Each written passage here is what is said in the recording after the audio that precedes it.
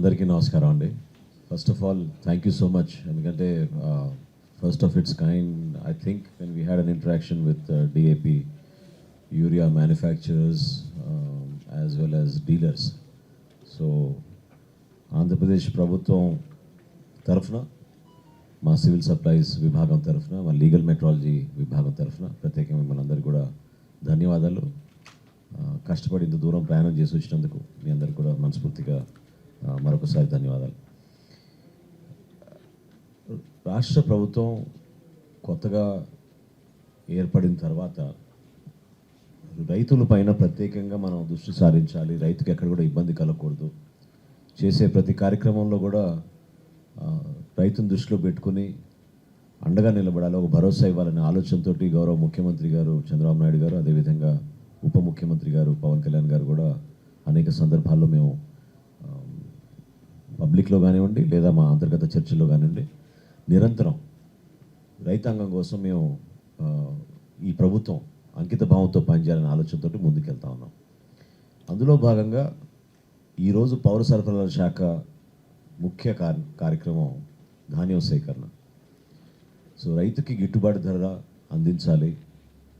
ఎంత విస్తీర్ణంలో రాష్ట్రంలో ధాన్యం పండిస్తున్నా కూడా కేంద్ర ప్రభుత్వం రాష్ట్ర ప్రభుత్వం నిర్ణయించిన ఈ కనీస మద్దతు ధర మినిమం సపోర్ట్ ప్రైస్ని బేస్ చేసుకుని దానిపైనే మనం ప్రజలకి ఒక భరోసా ఇచ్చుకుంటూ ముందుకెళ్ళాలనే ఆలోచనతో మేము ఖరీఫ్ మాసానికి సిద్ధమవుతా ఉన్నాం. ఆ కాంటెక్స్లో అంటే తెలుగు అందరికి పర్లేదా లేకపోతే షుడ్ ఐ ఇస్ ఓకేనా? ఓకే. సో ఆ కాంటెక్స్లో చాలా ప్రాంతాల నుంచి మాకు వస్తున్న సమాచారం డిఏపి యూరియా ధరల్లో తేడా ఉంటుంది, రైతుకి ఇబ్బంది కలుగుతుంది, షాపుల దగ్గరికి వెళ్ళినప్పుడు ఇబ్బంది అవుతుంది, మాకు సరుకులు ఉన్నాయి, నిల్వలు ఉన్నాయి, ఇబ్బంది లేదని మా మార్కెటింగ్ శాఖ వ్యవసాయ శాఖ చెప్తున్నా కూడా ఎక్కడో విధంగా బ్లాక్ మార్కెటింగు ఈ రైతుని ఇబ్బంది పడే కొన్ని సమస్యలు చాలా స్పష్టంగా మా దృష్టికి వస్తున్నప్పుడు నేను సజెస్ట్ చేశాను మన లీగల్ మెట్రాలజీ విభాగాన్ని ఒకసారి మనం పిలిపించుకుని మాట్లాడాలి. ఎందుకంటే ఎక్కడ కూడా రైతుకి ఇబ్బంది కలగకూడదనే ఆలోచన తీసుకురావాల్సిన బాధ్యత మనందరిపైన ఉంది. చట్టాల్లో ఉన్న వివిధ సెక్షన్స్ గురించి మీకు ఒక అవగాహన తీసుకురావడం కోసం ఆయన ఒక ప్రయత్నం చేశారు. అది దేనికోసం అంటే సహజంగా ప్రభుత్వాలు కొత్త ఆలోచనలు వచ్చినప్పుడు లేదా ప్రజల ఆకాంక్షలు ఎట్లా ఉన్నాయో చూసి దాని ప్రకారంగా మనం మార్పులు తీసుకొస్తూ ఉంటాం. సో అప్డేట్ అవ్వాల్సిన బాధ్యత మీకు ఉంటుంది, తెలపాల్సిన బాధ్యత కూడా మాకుంటుంది. ఇప్పుడు మీ సాధారణంగా మీ షాప్ దగ్గరకు వచ్చి మేము చెక్ చేసినప్పుడు వెయిటేజ్లో కానివ్వండి లేకపోతే రేట్లో కానివ్వండి తేడా ఉందని అనడానికి మా దగ్గర కూడా ఆ విధమైన చట్టం ఉండాలి. ఆ చట్టం యొక్క సమాచారం మీ దగ్గర కూడా తెలియాలి. ఎందుకంటే వ్యాపారస్తులు అందరూ కూడా ఆ విధంగా ఫాలో అవుతారని నేను అనుకోను. ఎందుకంటే మీకున్న సమస్యలు మీకుంటాయి. క్షేత్రస్థాయిలో ఎక్కడైతే ఫర్టిలైజర్ డీలర్స్ ఉన్నారో వాళ్ళకి మీరు సరఫరా చేసే ఈ డిఏపి కానివ్వండి యూరియా కానివ్వండి ఒకే ఒక ఆలోచనతోటి మనం ముందుకెళ్దాం. అదేంటంటే దేనికోసం ఈ సమావేశం ఏర్పాటు చేసామంటే కమ్యూనికేషన్ గ్యాప్ ఉండకూడదు, at the same time no compromise on quantity and price. Quality check చేసే వాళ్ళు వేరే ఉన్నారు, కానీ క్వాంటిటీని ప్రైస్లో మాత్రం ఎక్కడ కూడా వేరియన్స్ రాకూడదు.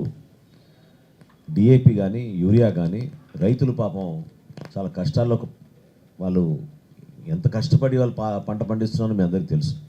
ఆ సందర్భంలో కూడా వాళ్ళు మళ్ళీ కష్టపడి దుకాణం దగ్గరికి వచ్చి కొనుక్కుందాం అనుకున్నప్పుడు అనుకున్న దానికన్నా 100 రూపాయలు చెల్లించమన్నప్పుడు మోసం జరిగిపోతుందనే భావన వాళ్ళు ఏర్పడుతుంది. ఆ సమస్య రాకుండా చూడాల్సిన బాధ్యత మీ అందరిపైన ఉంటుంది, మీతో పాటు మాకు ఉంటుంది.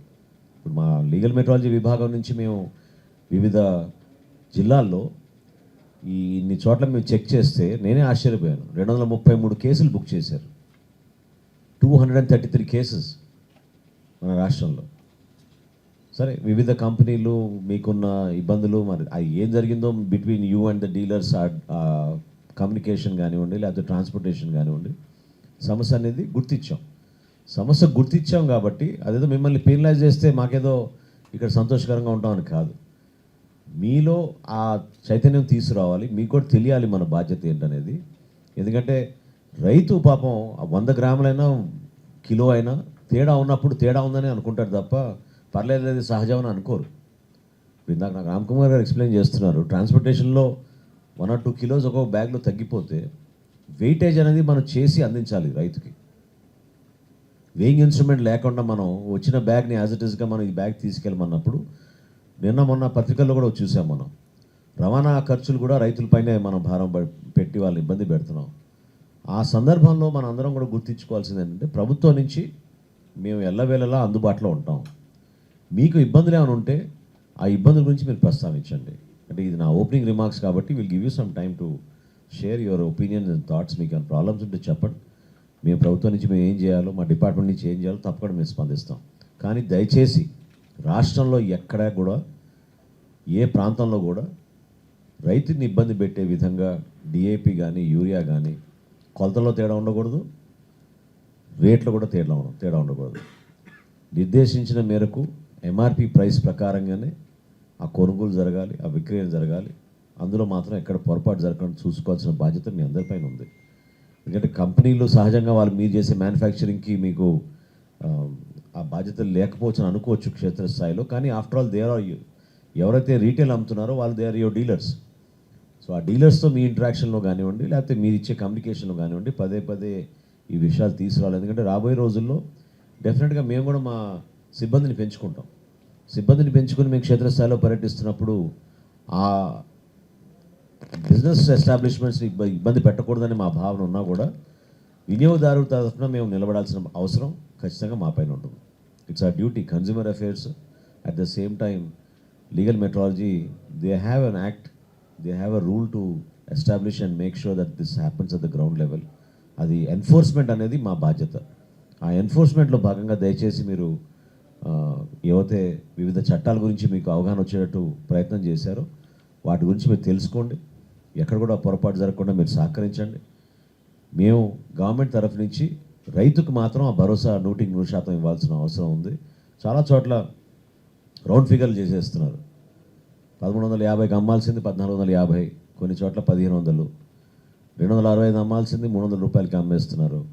సో ఇవి చాలా జిల్లాల నుంచి మాకు వచ్చిన ఫీడ్బ్యాక్. ఇది ఆ ఫీడ్బ్యాక్ని బేస్ చేసుకునే ఇట్లా రాష్ట్ర వ్యాప్తంగా ఒకసారి చెక్ చేసుకుందామని చెప్పి మా లీగల్ మెట్రాలజీ విభాగం అందరినీ కూడా అలర్ట్ చేసి మేము చేయడం జరిగింది. 233 కేసుల్లో మాకు వేయిమెంట్లో తేడా వచ్చింది, రేట్లలో తేడా వచ్చింది.